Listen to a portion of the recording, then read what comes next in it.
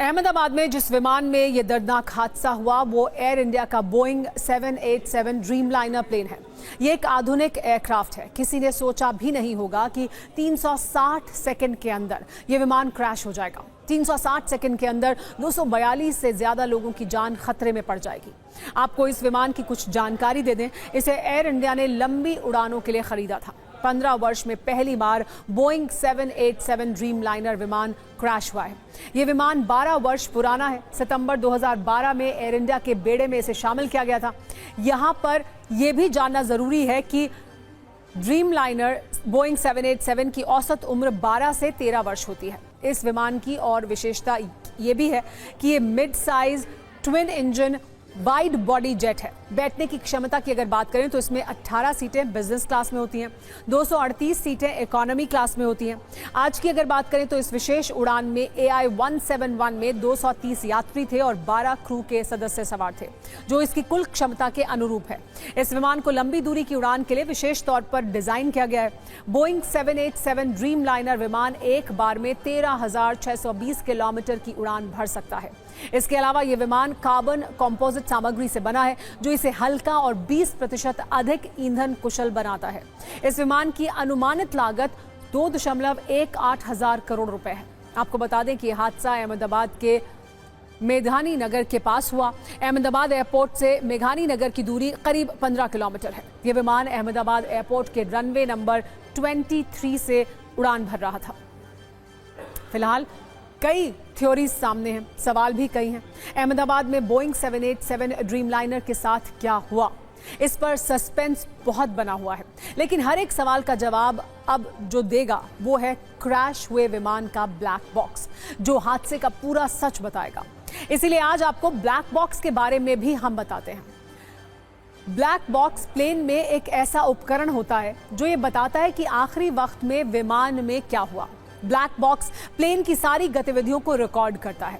ये titanium metal का बना होता है, इसीलिए भीषण हादसे में भी ब्लैक बॉक्स सुरक्षित रहता है और 1 घंटे तक 10,000 डिग्री सेल्सियस का तापमान भी झेल सकता है।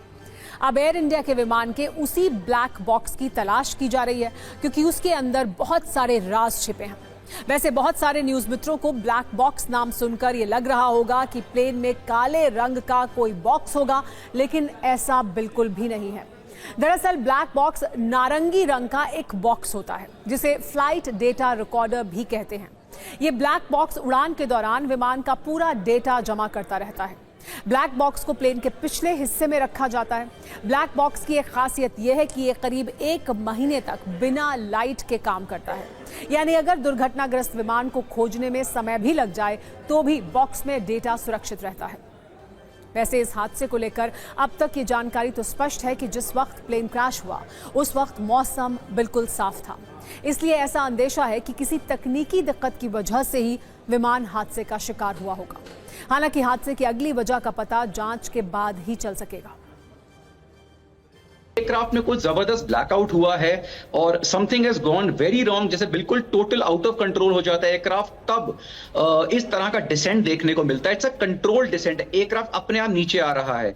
The pilot must have tried everything जो उसके कंट्रोल में था, थ्रस्ट को पूरा देना, एयरक्राफ्ट कंट्रोल करना, लेकिन वो नहीं कर पाया। ये बिल्कुल कंट्रोल लेवल डिसेंट है, ये बहुत रेयर होता है। अहमदाबाद में जो ड्रीमलाइनर विमान क्रैश हुआ उसमें 10 क्रू मेंबर शामिल थे, जिसमें 2 पायलट थे। विमान की कमान विमान के कैप्टन सुमित सब्बरवाल के पास थी और उनके साथ फर्स्ट ऑफिसर क्लाइव कुंदर थे। कैप्टन सुमित सब्बरवाल काफ़ी अनुभवी पायलट थे। उन्हें 8,200 घंटों का विमान उड़ाने का अनुभव था, जबकि दूसरे पायलट क्लाइव कुंदर को 1100 घंटे विमान उड़ाने का अनुभव था। यही फर्स्ट ऑफिसर भी थे। विमान में आम तौर पर 2 पायलट होते हैं, जिसमें एक सीनियर और एक जूनियर पायलट होता है। सीनियर पायलट को कैप्टन और जूनियर को फर्स्ट ऑफिसर कहते हैं। DGCA ने यह बताया है कि सुमित सब्बरवाल LTC थे, यानी लाइन ट्रेनिंग कैप्टन, यानी ऐसे पायलट जो सिर्फ विमान ही नहीं उड़ाते थे बल्कि जूनियर्स को ट्रेनिंग भी देते थे। ऐसी स्थिति में इस बात की और भी ज्यादा रहस्य गहरा गया है। इसकी जांच की जाने की जरूरत है कि हादसे के कारण क्या है।